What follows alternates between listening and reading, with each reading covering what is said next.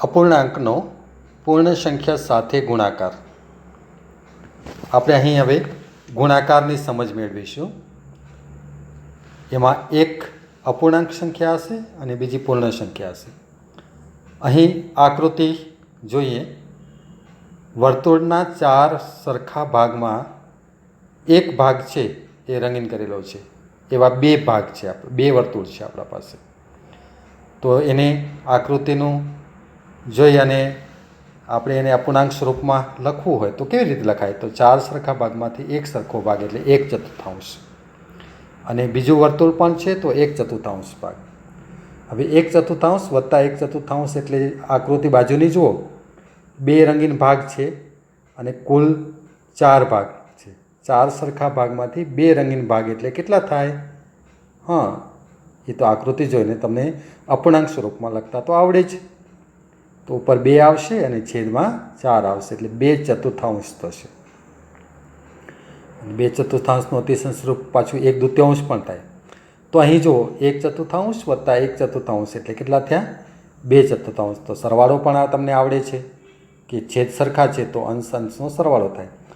હવે એને બીજા સ્વરૂપમાં પણ આપણે લખી શકીએ છીએ. 2 ગુણ્યા 1/4, કારણ કે 1/4 2 વખત છે એટલે 2 ગુણ્યા 1/4 બરાબર કેટલા થશે? તો અહીં જવાબ એ જ થશે કે 2/4 થશે. અંશનો પૂર્ણ સંખ્યા સાથે ગુણાકાર એટલે 2 એકા 2 અને છેદમાં 4. તો અહીં આપણે અંશનો ગુણાકાર કર્યો કહેવાય. ચલો એક બીજું ઉદાહરણ પણ જોઈ લઈએ. અહીં ચોરસના 4 સરખા ભાગ આપેલા છે અને એક ભાગ રંગીન છે. અને 4 ચોરસના 4 સરખા ભાગમાંથી આવા 4 ભાગ છે એવા 3 ચોરસ છે. એટલે એકને કેવી રીતે લખાશે? તો કે 4 સરખા ભાગમાંથી એક ભાગ એટલે કે એને અપૂર્ણાંક સ્વરૂપમાં 1/4, બીજાને પણ 1/4 અને ત્રીજાને પણ 1/4 સ્વરૂપે લખી શકાશે. હવે આકૃતિમાં તમે જો આ 3 ચોરસ છે એને એકબીજા પર ગોઠવવામાં આવે અને એક કોઈ પ્લાસ્ટિક એટલે પારદર્શકમાં દોરેલું હોય તો તમને આ જે બાજુની આકૃતિ છે એ આકૃતિ જોવા મળે કે 4 સરખા ભાગમાંથી 3 સરખા ભાગ છે. આ 3 ભાગ છે એ રંગીન જોવા મળશે. તો એને અપૂર્ણાંક સ્વરૂપમાં લખવું હોય તો 4માંથી 3 ભાગ એટલે કે 3/4 અને 1/4 વત્તા 1/4 વત્તા 1/4 બરાબર પણ 3/4 થશે. હવે અથવા તો આપણે એને આવી રીતે પણ કરી શકીએ કે 3 ચોરસ છે તો 3 ગુણ્યા 1/4 એટલે 1/4 3 વખત છે. તો અહીં પણ આપણે પૂર્ણ સંખ્યાને અંશ સાથે ગુણી નાખીએ એટલે 3 એકા 3 અને છેદમાં 4 એટલે 3/4 આવે. તો અહીં સરવાળો છે એ ગુણાકાર છે એ પુનરાવર્તિત સરવાળો છે એવું પણ આપણે યાદ કરવું જરૂરી છે. અહીં બીજું જુઓ કે 9 સરખા ભાગ છે એમાંથી 2 ભાગ રંગીન છે એટલે 2/9 થયા. અહીં પણ 9 સરખા ભાગ છે બીજી આકૃતિમાં અને એમાં પણ 2 ભાગ રંગીન બતાવેલા છે. તો એને પણ અપૂર્ણાંક સ્વરૂપમાં 2/9 લખી શકાશે. ત્રીજી આકૃતિ છે એ પણ એવી જ છે કે 9 સરખા ભાગ છે એમાંથી 2 ભાગ રંગીન છે. તો એને પણ 2/9 તરીકે દર્શાવી શકાય. હવે જો આ આકૃતિ 9 ખાનાવાળી આકૃતિ છે એ કોઈ પ્લાસ્ટિકના પેપર ઉપર દોરવામાં આવે અને એવા 3 ચોરસ કાપવામાં આવે અને એક ઉપર એક મૂકી દઈએ તો તમને આ રંગીન ભાગ છે એ બાજુમાં આકૃતિ દેખાયેલો જે 6 ભાગ રંગીન છે એવો દેખાશે. કુલ 9 ભાગ એમાંથી 6 ભાગ રંગીન. યાદ કરો કેવી રીતે લખાશે અપૂર્ણાંક સ્વરૂપ? તમારો જવાબ સાચો છે, 6/9 લખાશે. અને ફરીથી સરવાળા પણ યાદ કરો, 2/9 વત્તા 2/9 વત્તા 2/9 સમછેદી છે એટલે અંશનો સરવાળો કરીશું, છેદમાં 9 જ મૂકશું એટલે 2 વત્તા 2 વત્તા 2 એટલે 6. અહીં 2/9 3 વખત છે એટલે કે પૂર્ણ સંખ્યાને અંશ સાથે ગુણી દઈએ એટલે 3 × 6 અને નીચે 9 આવશે.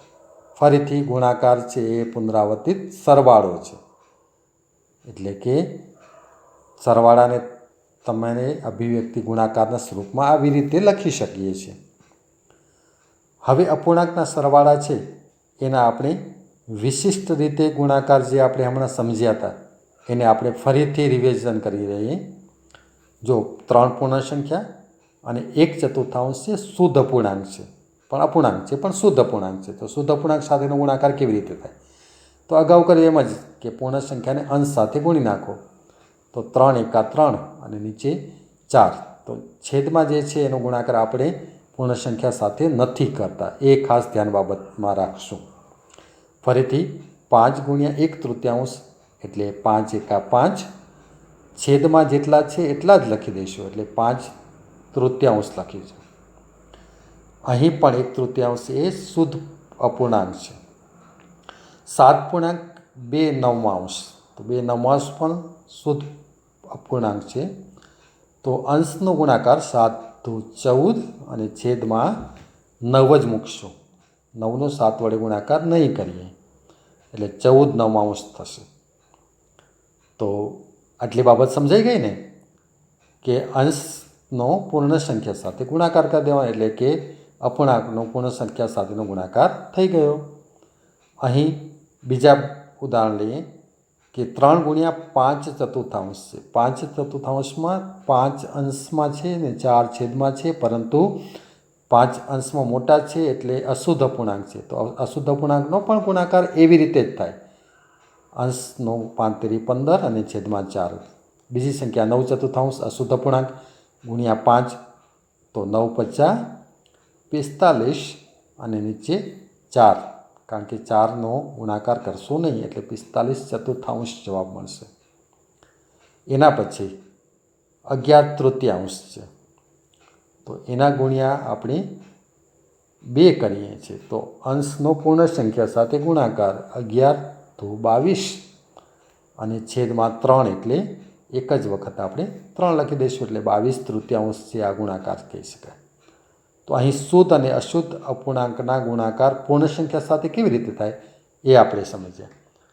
તો એક બાબત ખાસ ધ્યાન રાખવાની કે શુદ્ધ અને અશુદ્ધ અપૂર્ણાંકોના ગુણાકાર કરવા માટે આપણે પૂર્ણ સંખ્યાનો અપૂર્ણાંકના અંશ સાથે ગુણાકાર કરીએ છીએ અને છેદને એમના એમ જ રહેવા દઈએ છીએ. એટલે આપણે હમણાં જે સમજ્યા હતા એ બાબત ખાસ ધ્યાન રાખશો કે અંશને પૂર્ણ સંખ્યા સાથે જ ગુણવાના છે. ચલો થોડુંક વધારે વિશેષ ગુણાકાર સમજીએ. 3 ગુણ્યા 2.1/4. યાદ કરો, આપણે શુદ્ધ અપૂર્ણાંક સાથે ગુણાકાર કર્યા, અશુદ્ધ અપૂર્ણાંક સાથે ગુણાકાર કર્યા. હવે મિશ્ર સંખ્યા સાથે ગુણાકાર કરીએ છીએ. 2.1/4 એ મિશ્ર સંખ્યા છે. તો શું થશે? 3 ગુણ્યા મિશ્ર સંખ્યાને અશુદ્ધ અપૂર્ણાંકમાં ફેરવી, એટલે 4×2 = 8 અને 1 9, એટલે 9/4 આવશે. તો આપણે અહીં 3 ગુણ્યા 9/4 લખશું. હવે આ તો આપણે અશુદ્ધ અપૂર્ણાંકનો ગુણાકાર અગાઉ શીખ્યા. પૂર્ણ સંખ્યાને અપૂર્ણાંકના અંશ સાથે ગુણી દઈએ. તો 9×3 = 27 અને છેદ છે એમને એમ રહેવા દઈએ, એટલે 27/4. પરંતુ અહીં અપૂર્ણાંકમાં મિશ્ર સંખ્યા છે તો આપણે આને મિશ્ર સંખ્યામાં ફેરવીશું. વિદ્યાર્થી મિત્રો, યાદ રાખવાનું કે આપણે જો રકમમાં મિશ્ર સંખ્યા આપેલી હોય તો એનો જવાબ અપેક્ષિત છે આપણો મિશ્ર સંખ્યા જ હોવો જોઈએ. તો 6×4 = 24, 24 ને 3 = 27, એટલે 6.3/4 છે એનો એ જવાબ આવશે. ચલો એક બીજું ઉદાહરણ પણ આપણે મિશ્ર સંખ્યાનું પૂર્ણ સંખ્યા સાથેનો લઈએ. 5 ગુણ્યા 3.1/3. તો 3.1/3 એ મિશ્ર સંખ્યા છે અને 5 એ પૂર્ણ સંખ્યા છે. તો 5ના 5 જ રહેવા દઈએ. પહેલે મિશ્ર સંખ્યાને અશુદ્ધ અપૂર્ણાંકમાં ફેરવી નાખીએ. તો 3×3 = 9, 9 ને 1 = 10, તો 10/3 થશે. 3.1/3નું અશુદ્ધ અપૂર્ણાંક છે એ 10/3 થશે. હવે અંશનો પૂર્ણ સંખ્યા સાથે ગુણાકાર અને છેદ એમને એમ રહેવા દઈએ. તો 10×5 = 50 અને છેદમાં કેટલા આવશે? 3 આવશે ને? હા, તમે પણ વિચારો છો એ જવાબ પણ સાચો છે, એટલે કે 50/3 હવે 50/3 આપણે અપેક્ષિત જવાબ એટલે કે મિશ્ર સંખ્યામાં ફેરવીએ છીએ તો છેદમાં 3ના 3 જ રહેવા દેશું, 3નો ઘડીઓ બોલીશું, 50થી વધે નહીં એ રીતે એને આપણે પૂર્ણ સંખ્યા સ્વરૂપમાં લખશું. એટલે 12 તેરી 36, 14 તેરી 42, 15 તેરી 45 ને 16 તેરી 48. 16 તેરી 48 ને 2 50 એટલે 16.2/3 એનો જવાબ થશે. નવું એક ઉદાહરણ આપણે સમજીએ. 4.2 ગુણ્યા 4 તો અહીં મિશ્ર સંખ્યાનો પૂર્ણ સંખ્યા સાથે ગુણાકાર. 5 ચોક 20, 20 ને 2 22 તો 22ના છેદમાં 5 આવશે. 5 ચોક 20 અને 20 ને 2 22 તો 22 આપણે અંશમાં લખશું અને છેદમાં લખીશું 5. તો જો આપણે લખીએ છીએ આપણે 22/5 એના ગુણ્યા કેટલા કરીશું? હા, તમારો જવાબ સાચો છે. એનો જવાબ આવશે ગુણ્યાકારમાં 4. તો હવે મને કહેવું કે આપણે હવે શું કરીશું અને જવાબ આપો કેટલો આવશે? હા, તમે વિચારો છો એ સાચું છે. 22 + 88 અને છેદને આપણે એમને રહેવાય દઈશું એટલે 88/5 છે એ અહીંયા જવાબ આવશે. હવે આને આપણે મિશ્ર સંખ્યામાં ફેરવીએ છીએ. તો મિશ્ર સંખ્યામાં ફેરવા માટે છેદમાં 5 તો 5 જ રહેવા દઈશું અને 5નો ઘડીઓ બોલીશું તો 17 × 5 = 85 થશે અને બાકી કેટલા વધ્યા? 3. 85 ને 3 88 એટલે 17.3/5 છે એ આનો જવાબ છે. તો અહીં આપણે મિશ્ર સંખ્યાને પૂર્ણ સંખ્યા સાથે ગુણાકાર સમજ્યા. ચલો આનો મહાવરો છે એ આગળના ભાગમાં આપણે કરીશું. આવજો.